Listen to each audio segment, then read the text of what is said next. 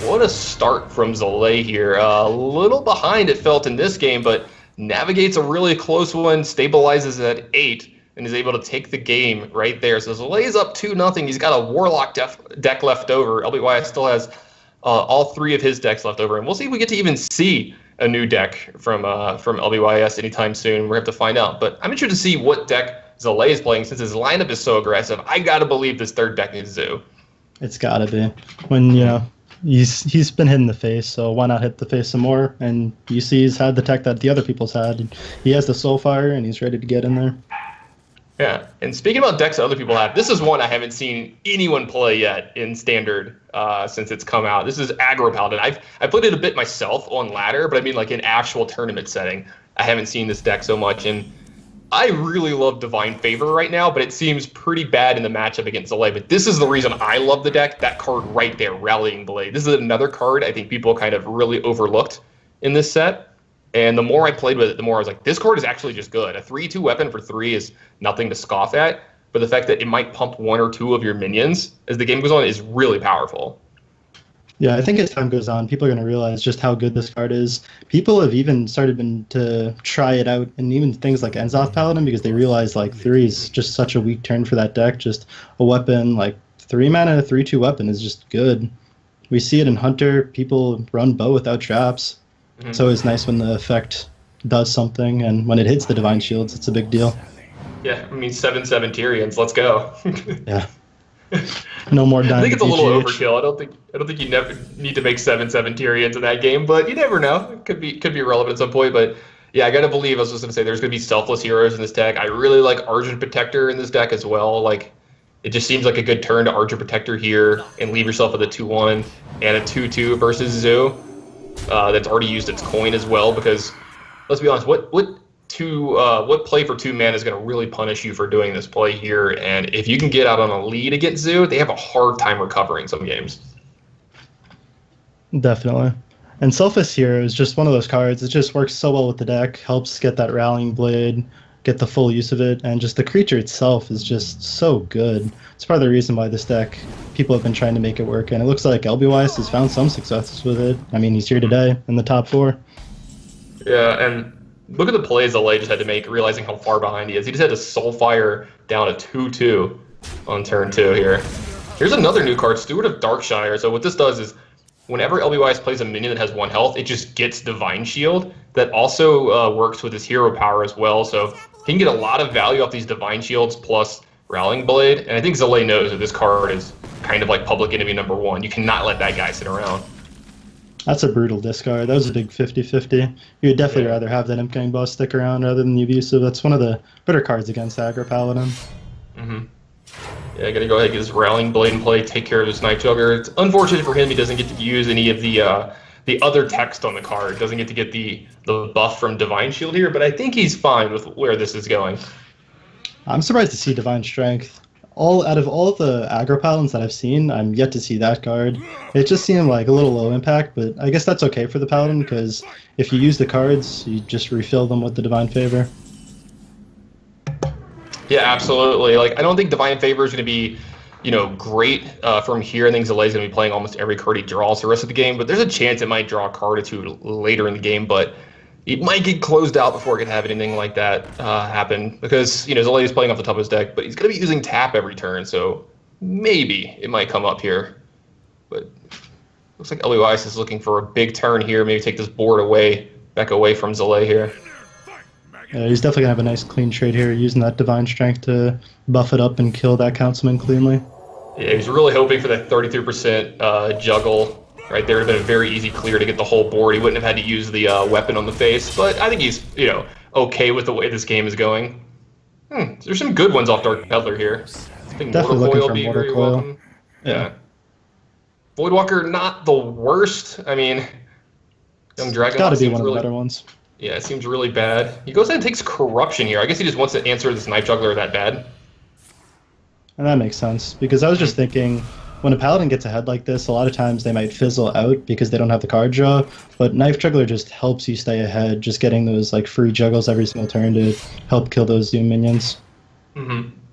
True Silver Champion, pretty good pickup here. It's going to provide, 2 attacks over the next 2 turns, help clear this board up without trading. So, I kind of like trading here, actually, since the corruption's on the Night Failure. But he's going to get to kill probably the next 2 minions Zalae plays. That's a big top deck. Yeah, that's a pretty good one here. Forbidden Ritual can't use Defender of Argus just yet this turn, but it's looming next turn. That's for sure the card that Zalae was looking for, because you see LBYS shaking his head. He just was hoping that he could not find that. All his minions are at 1 HP, and it's going to start picking them off, and gives him minions too to plop that Defender of Argus down. Yeah, this Defender of Argus is actually going to be pretty big.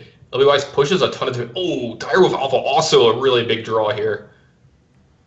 This allows him to really power up these 1/1s.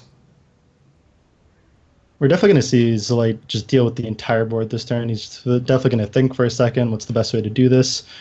We're probably going to see him taunt up the 2, and then the 2 HP creature is going to know the 1/1s, and then clean up the board from there, killing the Selfless Hero last.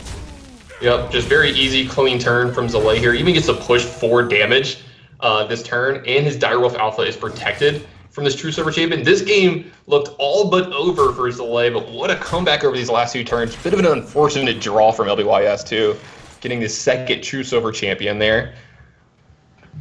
LBYS, we don't know if he's running Consecrates or not, but that was definitely the pickup that he was looking for. Then he could have just hit the head, closed out the game. Now, the Horse Rider is going to help him fight through these taunts, and then he has the second True Silver to maybe try and burn him out of this game, but it's going to be tough. Yeah, I was going to say, Consecration, that would have been the best possibles right there, but does he have a draw for lethal next turn? LBYS does. He has 4 from True Silver Champion. I think Zalae is going to leave him without any minions, because I think he knows there's going to be some buff cards in this deck somewhere. You don't want to die to some weird combination of 8 damage coming out of LBYS's hand when you leave him a 1/1. Yeah, I gotta believe these 2 minions are going to bite the dust for LBYS here, and you still get a good bit of damage in as well. Yeah, you can even take a little value trade here. What I like about this is still just hedging against Consecration. You could have taken the 2 value trades, but then only Doomguard lives to it. And the weapon top deck is just awful for LBYS. He's just staring at his hand, just knowing that there's not much else for him to do than just equip it, hit the face, and looks like he's probably going to go down this game. Yeah, I was about to say, the last 3 or 4 draws for LBYS have been very, very rough. I don't think there's any way for him to get out of this. And like you said, I loved the attack from Zalae there, not putting damage on this Defender of Argus, just playing around everything that he possibly can as well. And this is 12 damage here. It's not lethal just yet, but I'm trying to think. Does LBYS has a top deck for lethal here, right? He could draw the other charge minion. Yeah, he has 1 Horse Rider left and maybe 1 or 2 Consecrations. It really depends on his list. Leroy, maybe. I've seen Leroy in these lists. So he just has to fade. Zalae has to fade 1 top deck from LBYS here, and I saw him kind of shake his head. And again, the worst possible cards coming off the top of his deck every single turn. And LBYS not one to miss lethal. It looks like he found it there. Attack into the 6-power Doomguard. And Zalae's going to get a quick 3-0, not the showing that LBYS wanted, but you know what? He's going to get a little something for his effort here today. He's going to get $50 and 5 Geico points. That's nothing to scoff at, because he's actually had a pretty good run here so far in the Geico tournaments. He finished 2nd, open number 2, and he top 6 the first feature. So, he didn't win here today, but he's accruing those points. He might be able to show up at one of the bigger ones down the line for a little bit more money. Yeah, as you can see, he's not a player on a team, but he's just proven consistency. He's shown up in these top 4s more than once. It's a little bit unfortunate because, draws definitely affected the outcome of that series, but that's just going to happen, and hopefully he could just come back here in another week and just have a repeat performance. Yeah, you said that he's not on a team yet, but I don't think that's I think that's gonna possibly change sometime soon. I don't think that's gonna hold for too long. And I do want to mention our sponsors here today. We are sponsored by Geico. You've seen the commercials. Spend 5 minutes, you'll save $15 on something. I know you have insurance on something, guys. Go check their website out, and you'll be able to save on some kind of insurance, homeowners, car, anything. Also, VGVN, Video Game Voters Network. It's a free nonpartisan grassroots network that are encouraging gamers to get out there and vote. So make sure that your vote is heard, guys. It does matter. They're giving away some passes to E3 and some video games. Go over to the website. It's www.videogamevoters.com. So make sure you check that out. because you're going to have a few minutes to do so. We're going to take a very small little break right here and get the players ready for the next match. It's a pretty big one. We have DreamHack Austin champion Chalky facing off against the Rat, one of the biggest matches I've seen in quite a while. So, guys, quick break. We'll be right back with that.